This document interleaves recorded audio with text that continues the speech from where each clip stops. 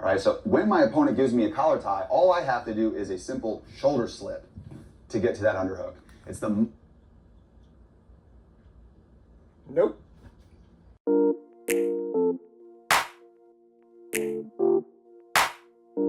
All right, disclosure first, I like this cat. I think he's got good content, especially if you're a run-of-the-mill kind of jiu-jitsu guy who's trying to bring like wrestling into your game and takedowns into your game. It's good stuff. Check him out, learn from it. Links in the description.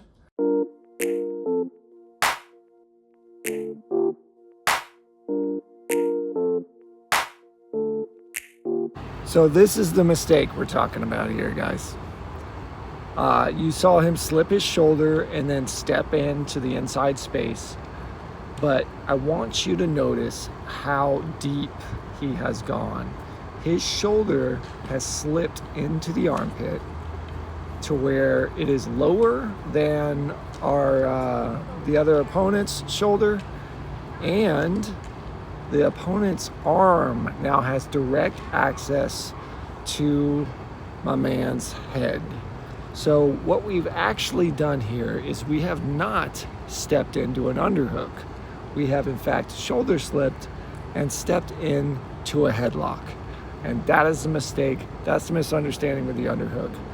The whole game of an effective underhook is keeping your shoulder of the underhooking arm in between their arm and access to your head, right? That is the game.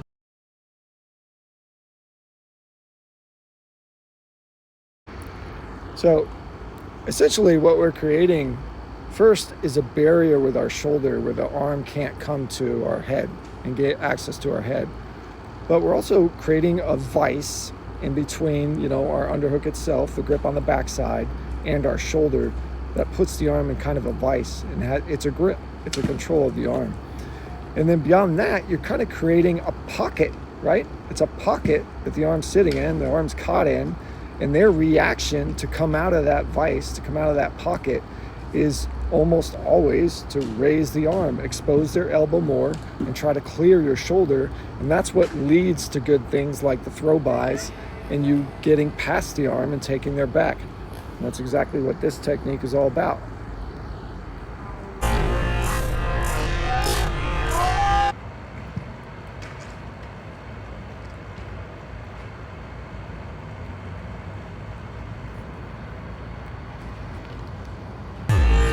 Here, this guy's shoulder on the inside,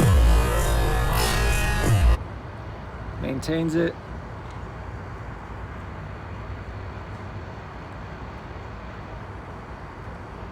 Look how his shoulder stays on that inside. Doesn't try to come around underneath the armpit, stays on the inside. On the inside.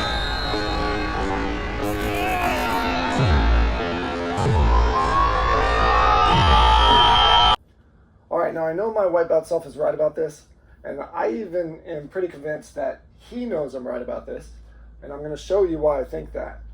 All right, again, so let's compare the underhook he first demonstrates and the mistake we talked about where his shoulder slips underneath the opponent's shoulder. The opponent's arm has access to our head and neck, and we're not effectively isolating the arm, right? Versus what his underhook looks like when he actually demonstrates the technique, right? So here he goes, he's about to show us one. Once you're in on your underhook from here, guys, by the nature of the underhook, I've removed his... All right.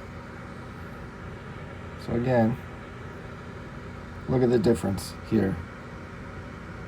We got shoulder on the inside.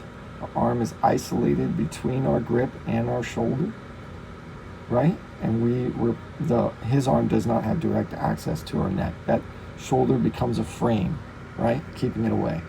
And then you can watch him go ahead and go through the technique here.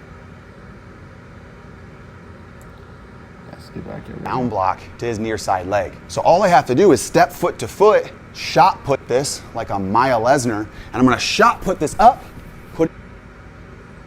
What about the other one? Maybe that was just a fluke. Nope. Here we have him about to demonstrate the next technique. Same thing. Shoulder, framing the arm away from head access, isolating the arm. The vice grip, you know, it's a vice between your shoulder and your grip that keeps the arm where you want it so you can perform the techniques. When the arm does slip past, and that certainly will happen, and you're in kind of this position here, this isn't like all things lost. You see how he's like over committing his arm over and rotating over the shoulder? This really isn't an underhook anymore. What we're moving into now is kind of a shoulder crunch and a ude gatame kind of game. And that is the response in the game you want to play when you do lose your shoulder as a frame and the arm does come across. You want to get your base back underneath you, have good spinal alignment, and work getting their shoulder, like coming over the top of their shoulder, crunching it down and getting your shoulder higher than their shoulder at that point. And then you can use that extension and the arm isolation to break them down, and you have a new good grip, right? We started off with an underhook, and now we're moving into a different still dominant grip. You don't want to try, what I'm getting at is like, you don't want to try like his single leg entry he's doing or the throw by he's doing from this position here. It's not going to do anything. It's not going to, well, I shouldn't say it's not going to do anything. It's not going to be as effective because you're not performing it from a legit underhook position. There's certainly plenty of things you can do from this kind of ude gatame or shoulder crunch type position, but it's not the same, and it's a mistake if you're trying to do underhook techniques. Even on the deep underhook that he throws for the cow catcher, it's the same thing. You're still demonstrating the same thing. Your shoulder, and then in this case, it's so deep that the chest even is starting to make the block to keep the arm away from the head, right? It's driving that arm back. Everything, that shoulder and that, your compression in with that shoulder is what makes it your dominant grip. It prevents the whizzers, it prevents the counters. That is the game of the underhook, is keeping that shoulder engaged and in between you and your opponent. All right, that's what we got. Hope it's good. Slenderman out.